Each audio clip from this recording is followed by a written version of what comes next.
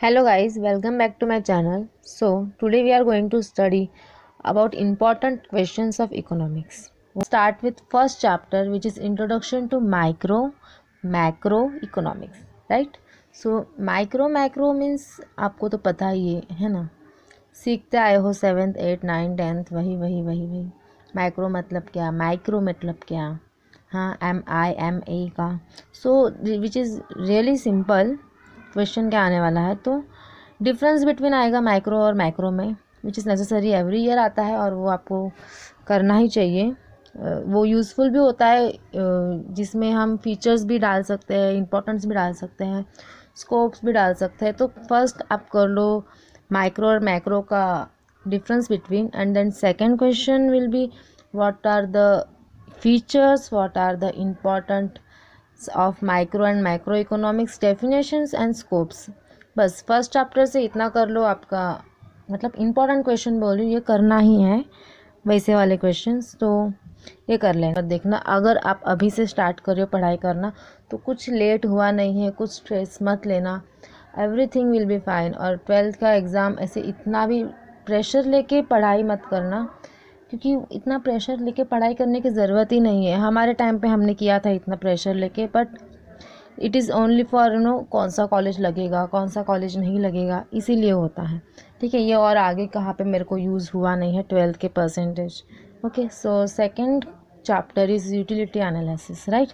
तो utility analysis में ही समझ आ जाता है कि चैप्टर का नाम ही यूटिलिटी एनालिसिस है, सो टाइप्स ऑफ यूटिलिटी करना ही है, which is important.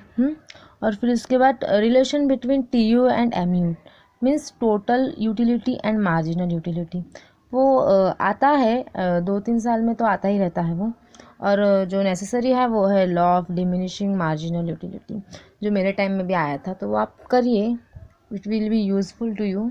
Okay, so the next chapter is third में का a, demand analysis. I know मैं बहुत फास्ट जा रही हूँ क्योंकि मुझे आपका टाइम वेस्ट नहीं करना है, क्योंकि ऑलरेडी बहुत कम टाइम बाकी है एग्ज़ाम्स के लिए, इसलिए.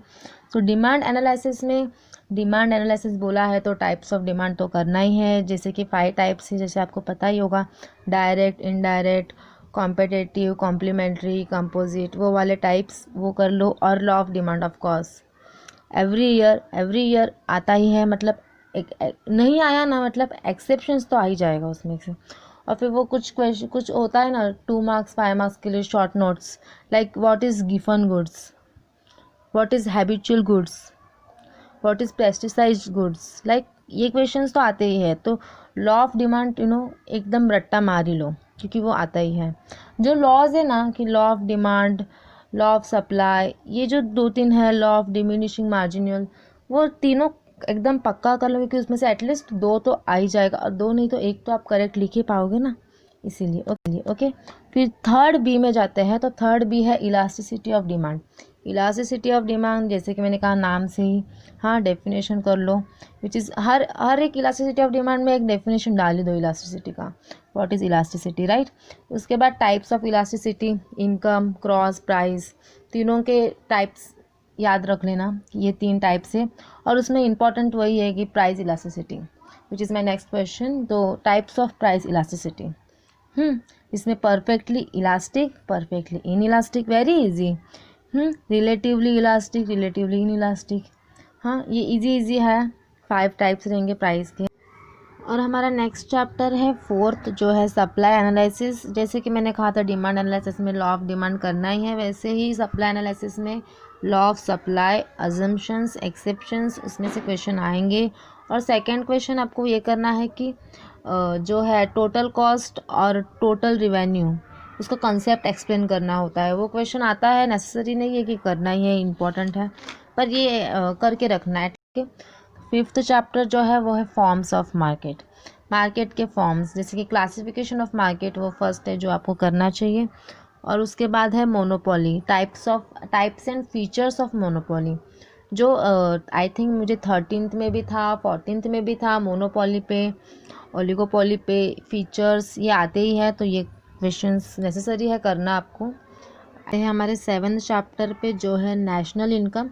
स्टूडेंट्स मैंने ना बहुत कम क्वेश्चंस दिए हैं, और मैंने कुछ कुछ चैप्टर्स भी मैंने नहीं इंक्लूड किए हैं, जैसे कि मुझे इम्पोर्टेंट नहीं लग रहा था वो, इसीलिए। अगर आपको उसमें कुछ ऐसा लग रहा है करना चाहिए तो आप प्लीज़ कीजिए, ऐसा नहीं है कि वो नहीं करना है। ओके, सो 7th चैप्टर जो है नेशनल इनकम, उसमें जो नेसेसरी जो रेगुलर क्वेश्चन है वो है circular flow of national income, हाँ उसका feature of national income, method of measuring national income. ये जो 3 क्वेश्चन है ना, मैं तो बोल रही हूँ इसको रट्टा मार ही लो, ये समझने में भी बहुत अच्छा है, ये यूज़फुल है।